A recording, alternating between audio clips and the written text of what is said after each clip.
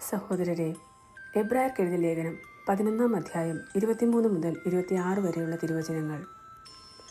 വിശ്വാസം മൂലം മോശയെ അവൻ ജനിച്ചപ്പോൾ മാതാപിതാക്കന്മാർ 3 മാസത്തേക്ക് ഒളിച്ചു വെച്ചു. എന്തെന്നാൽ കുട്ടി സുന്ദരനാണെന്ന് അവർ കണ്ടു. രാജകൽപ്പനയെ അവർ ഭയപ്പെട്ടില്ല. മോശ വളർന്നു വന്നപ്പോൾ ഫറവോയുടെ മകളുടെ മകൻ എന്ന് വിളിക്കപ്പെടുന്നത് വിശ്വാസം മൂലം അവൻ നിഷേധിച്ചു. പാപത്തിൻ്റെ നൈമിഷിക സുഖങ്ങൾ ആസ്വദിക്കുന്നതിനേക്കാൾ ദൈവജനത്തിൻ്റെ കഷ്ടപ്പാടുകളിൽ പങ്കുചേരുന്നതാണ് അവൻ ഇഷ്ടപ്പെട്ടത്. ക്രിസ്തുവിനെ പ്രതി സഹിക്കുന്ന നിന്ദകൾ ഈജിപ്തിലെ നിധികളേക്കാൾ വിലയേറിയ സമ്പത്തായി അവൻ കരുതി. തനിക്ക് ലഭിക്കാനിരുന്ന പ്രതിഫലത്തിലാണ് അവൻ ദൃഷ്ടി പതിച്ചത്. നമ്മുടെ ദൈവമായ കർത്താവിന് സ്തുതി. സഹോദരരെ, വിശുദ്ധ മത്തായി എഴുതിയ സുവിശേഷം 9 അധ്യായം 9 മുതൽ 13 വരെയുള്ള തിരുവചനങ്ങൾ. യേശു അവിടെ നിന്ന് നടന്നു നീങ്ങവേ മത്തായി എന്നൊരാൾ ചുങ്കസ്ഥലത്തിരിക്കുന്നത് കണ്ടു.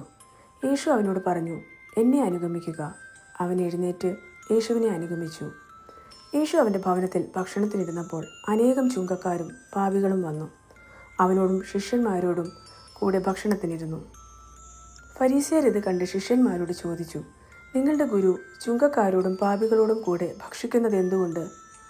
ഇത് കേട്ട് അവൻ പറഞ്ഞു, ആരോഗ്യമുള്ളവർക്കല്ല, രോഗികൾക്കാണ് വൈദ്യനെ കൊണ്ട് ആവശ്യം. ബലിയല്ല, കരുണയാണ് ഞാൻ ആഗ്രഹിക്കുന്നത് എന്നതിൻ്റെ അർത്ഥം നിങ്ങൾ പോയി പഠിക്കുക. ഞാൻ വന്നത് നീതിമാന്മാരെ വിളിക്കാനല്ല, പാപികളെ വിളിക്കാനാണ്.